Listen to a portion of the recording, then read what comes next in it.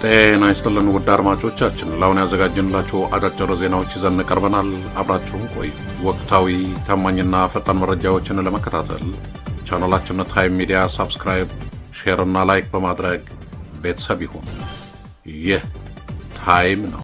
የመቀሌ ከተማ ምክር ቤት የትግራይ ክልል ምክር ቤት ወደ ስራው እንዲመለስና ሰላማዊ የስልጣን ሽግግር እንዲደረግ በሙሉ ድምጽ ወሰነ። የመቀሌ ከተማ ምክር ቤት ባካሄደው 39ኛው መደበኛ ጉባኤ በአሁኑ ወቅት በትግራይ ክልል ያለውን ወቅታዊ ፖለቲካዊ ሁኔታ በመገምገም በህዝብ የተመረጠው የትግራይ ክልል ምክር ቤት ወደ መደበኛ ስራው እንዲመለስ በሙሉ ድምጽ ወስኗል።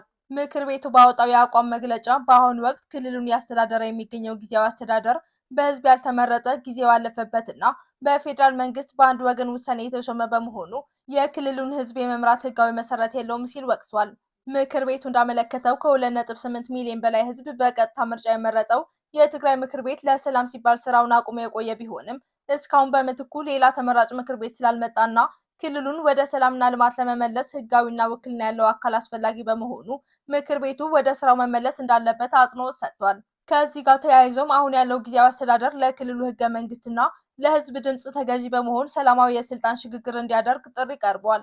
የፕሪቶሪያውን የሰላም ስምምነት አፈጻጸም በተመለከተ የፌዴራል መንግስት በስምምነቱ መሰረት መፈጸም ያለባቸውን ቁልፍ ግዴታዎች ባለመፈጸሙና ተላላፊ ድርጅት ህወሓትን እንዲሁም ዓለም አቀፍ አሸማጋዮችን በማግለል የሚደረጉ የአንድ ወገን ሹመቶች የስምምነቱን መንፈስ የሚጻረሩ መሆናቸውን ምክር ቤቱ ገልጿል። ይህም ድርጊት የሰላም ስምምነቱን ወደ ግለሰቦች ፍላጎት ማስፈጸሚያነት እየቀየረው ነው ሲል ስጋቱን ገልጿል። በመጨረሻም ጦርነትና ግጭት ዳግም የትግራይ ህዝብ ምርጫ እንዳልሆኑና ህዝቡ የሚፈልገው ሰላም፣ ልማትና የህግ የበላይነት መሆኑን ምክር ቤቱ አረጋግጧል። በመሆኑም የትግራይን የድንበር ሉዓላዊነት ለማረጋገጥ የህዝቡን ህልውና ለመጠበቅና የተረጋጋ አስተዳደር ለመፍጠር የትግራይ ሰራዊት፣ የፖለቲካ ድርጅቶችና በዓለም ዙሪያ የሚገኙ ተጋሩ የክልሉ ምክር ቤት ወደ ስራው እንዲመለስ በሚደረገው ጥረት አስፈላጊውን ድጋፍ እንዲያደርጉ ምክር ቤቱ ጥሪውን አስተላልፏል።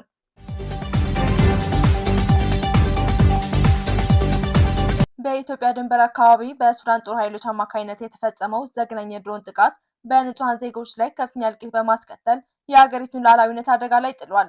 በስፍራው የሚገኙ መረጃዎች እንደሚያመላክቱት ጥቃቱ እጅግ ዘግናኝ ከመሆኑ የተነሳ የተቃጠሉ አስክሬኖችና የተበታተነ የሰው ልጅ ስጋ በየቦታው ተበታትኖ የሚታይበት አሰቃቂ ሁኔታ ተፈጥሯል። ይህ በዜጎች ላይ የደረሰው እልቂት የኢትዮጵያን ድንበር ጥሶ የመጣና አገሪቱ ያለችበት የደህንነት ስጋት ፍንትው አድርጎ የሚያሳይ ሆኗል። ይህ ጥቃት በድንገት የመጣ ሳይሆን የጠቅላይ ሚኒስትር አብይ አህመድ አስተዳደር የሱዳን የእርስ በርስ ጦርነት በአግባቡ ካለመያዙና ግጭቱን ወደ ኢትዮጵያ ምድር ጎትቶ በማስገባቱ የመጣ ውጤት እንደሆነ ብርቱ ትችቶች እየቀረቡ ይገኛሉ። መንግስት ለተባበሩት አረብ ኤምሬቶች ፍላጎት በማድረግ ለሱዳን RSF ነፃ መሬትና ድጋፍ በመስጠት የጎረቤት ሀገርን ግጭት እያፋፋመ እንደሚገኝ ይነገራል። ይህ በሱዳን የውስጥ ጉዳይ ላይ ጣልቃ የመግባት አካሄድ ዛሬ ለደረሰው የድሮን ጥቃትና ለዜጎች መገበር ቀጥተኛ ምክንያት ሆኗል።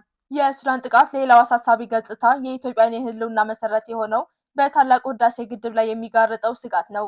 የሀገሪቱ ሉዓላዊነት ተጥሶ ዜጎች በገዛ መሬታቸው ላይ በድሮን ሲጨፈጨፉ ነገ ሱዳን በታላቁ ህዳሴ ግድብ ላይ ተመሳሳይ ጥቃት ላለመፈጸሟ ምንም አይነት ዋስትና እንደሌለ የፖለቲካ ተንታኞች ያስጠነቅቃሉ። የድንበር ደህንነት መላላትና የመንግስት ለጉዳዩ የሚሰጠው ምላሽ ደካማ መሆን ለስትራቴጂካዊ ተቋማት ትልቅ ስጋት መሆኑ አልቀረም። ጠቅላይ ሚኒስትር አብይ አህመድ የሀገር ድንበር ተጥሶና ዜጎች አልቀው እንኳን እሳቸው አሁንም ከፍታ ላይ እንደሆኑ ይሰብካሉ። ዜጎች በገዛ ድንበራቸው ላይ ጥበቃ አጥተው በጎረቤት ሀገር ድሮን ሲቆሉ የመንግስት ትኩረት ከእውነታዊ የራቀ ትረካ ላይ ማተኮሩ የሀገሪቱን ሉዓላዊነት ለከፋ አደጋ አጋልጦታል። ይህ ክስተት በኢትዮጵያ የውጭ ጉዳይ ፖሊሲ ላይ ትልቅ ጥቁር ጠባሳ ጥሎ የሚያልፍ ነው።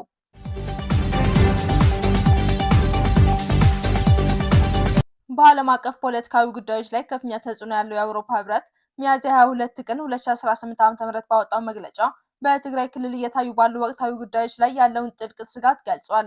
ህብረቱ ባስተላለፈው መልእክት ሁሉም ወገኖች ወደ ጦርነትና ግጭት ሊያመሩ ከሚችሉ ወታደራዊ እንቅስቃሴዎች እንዲቆጠቡና በአካባቢው ያለውን ውጥረት ለማርገብ በአስቸኳይ እንዲሰሩ ጥሪ አቅርቧል። ይህ ጥሪ በተለይ በክልሉ ውስጥ ዳግም የውጥረት ምልክቶች እየታዩ ባሉበት በዚህ ወሳኝ ወቅት መውጣቱ ልዩ ዲፕሎማሲያዊ ክብደት ይሰጠዋል። ህብረቱ በመግለጫው ላይ በዋናነት ያሳሰበው ጥቅምት 24 ቀን 2015 ዓ.ም በደቡብ አፍሪካ ፕሪቶሪያ የተፈረመውን የሰላም ስምምነት የሚመለከት ነው። ይህ ስምምነት ለቀጠናው መረጋጋትና ለህዝቦች ደህንነት መሰረት መሆኑን የጠቀሰው የአውሮፓ ህብረት የሰላም ሂደቱን አደጋ ላይ ሊጥል ከሚችል ከማንኛውም አይነት እንቅስቃሴ ሁሉም ወገኖች ሊታቀቡ እንደሚገባ አጥብቆ አሳስቧል። የሰላም ስምምነቱን መጣስ ማለት መላውን ኢትዮጵያንና የአፍሪካ ቀንድን ወደማይታወቅ ቀውስ ውስጥ መክተት መሆኑን ህብረቱ አስምሮበታል። በመግለጫው በዝርዝር እንደተመላከተው በፌዴራል መንግስቱና በትግራይ ጊዜያዊ አስተዳደር መካከልም ሆነ በሌሎች ወገኖች መካከል ያሉ አለመግባባቶች በሰላማዊ መንገድ በውይይትና በፖለቲካዊ ድርድር ብቻ መፈታት እንዳለባቸው ህብረቱ አሳስቧል። የአውሮፓ ህብረት በኃይል አማካይነት የሚመጣ መፍትሄ ዘላቂ ሰላምን እንደማያመጣ በመግለጽ ለማንኛውም ፖለቲካዊ ቀውስ ብቸኛው አማራጭ ፖለቲካዊ መፍትሄ ብቻ መሆኑን አሳውቋል። ይህም ማለት ሁሉም ወገኖች ወደ ጠረጴዛ ዙሪያ ተመልሰው ቅሬታዎቻቸውን በንግግር እንዲፈቱ ህብረቱ ግፊት እያደረገ መሆኑን ያሳያል።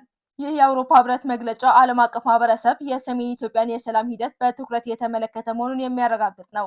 ህብረቱ ከሌሎች ዓለም አቀፍ አጋሮች ጋር በመሆን የሰላም ሂደቱን እንደሚደግፍና እንደሚከታተል የገለጸ ሲሆን ሁሉም ወገኖች ለህዝብ ደህንነትና ለሰላም ቅድሚያ እንዲሰጡ ጥሪውን አቅርቧል።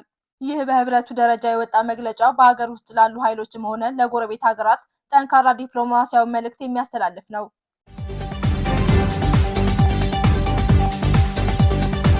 በትግራይ ክልል የሚገኘውና ለረጅም ጊዜ በከፍተኛ አደጋ ላይ የነበረው የጥንታዊቷና የታሪካዊቷ የአክሱም ጽዮን ማርያም ቤተክርስቲያን ህንፃን ለመጠገን የሚያስችል የሳይት ርክክብ ስነ ስርዓት መከናወኑን የትግራይ ክልል ባህልና ቱሪዝም ቢሮ አሳወቀ። ይህ የጥገና ስራ የተጀመረው በቢሮውና በኢትዮጵያ ቅርስ ባለስልጣን በጋራ ሲካሄደው የቆየውን ጥልቅ ጥናት መሰረት በማድረግ መሆኑን የቢሮው ኃላፊ ዶክተር አጽብሃ ገብረ እግዚአብሔር ገልጸዋል።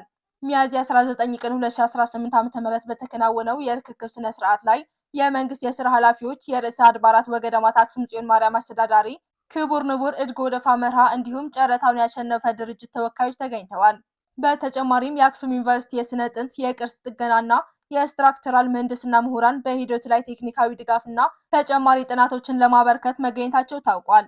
ዶክተር አጽብሃ እንደገለጹት የጥገና ሂደቱ የጥንታዊውን ቅርስ ታሪካዊ፣ ሃይማኖታዊና ጥንታዊ ይዘቱን እንዲሁም ክብሩን ባልነካ መልኩ ይከናወናል። ጥገናው በጥራትና በብቃት ተከናውኖ በተያዘለት የጊዜ ሰሌዳ እንዲጠናቀቅ በትኩረት እንደሚሰራ አረጋግጠዋል። ቅርሶቻችን የመጠበቅ ኃላፊነት የሁላችን በመሆኑ ሁሉም አካል አስፈላጊውን ትብብርና ድጋፍ እንዲያደርጉም ጥሪ አቅርቧል።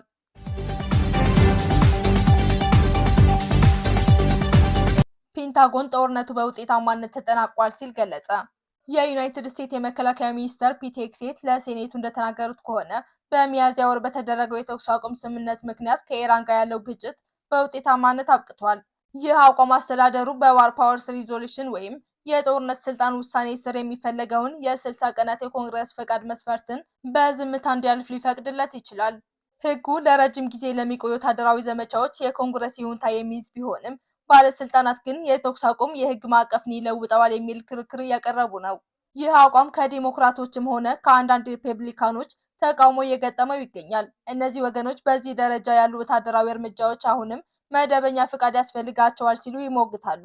ህግ አውጪዎች የጊዜ ገደቡ እንደ አማራጭ የሚታይ አለመሆኑ በማስጠንቀቅ ማንኛውም የሚቀጥሉ ዘመቻዎች ግልጽ ዓላማዎችና የመውጫ ስልት ሊኖራቸው እንደሚገባ አሳስበዋል። ይህ በእንዲህ እንዳለ የፖሊሲ አማካሪዎች ኢፒክ ፓሴጅ የተባለ አዲስ ምዕራፍ እንዲጀመር ሀሳብ እያቀረቡ ሲሆን ይህም ትኩረቱን ያነጣጠረው የታለሙ ወታደራዊ እርምጃዎችን የመውሰድ አማራጭን እንደጠበቁ የባህር መስመሮችን በድጋሚ በመክፈት ላይ ነው። ውድ አድማጮቻችን ለአሁን ያልናቸው አጫጭር ዜናዎች እነዚህ ነበር። በቀጣይ እስከምንገናኝ ሰላም በያላችሁበት። ለተጠናቀረው ዘገባ መቅደስ አድማሱ ነኝ ለታይም ሚዲያ አዲስ አበባ።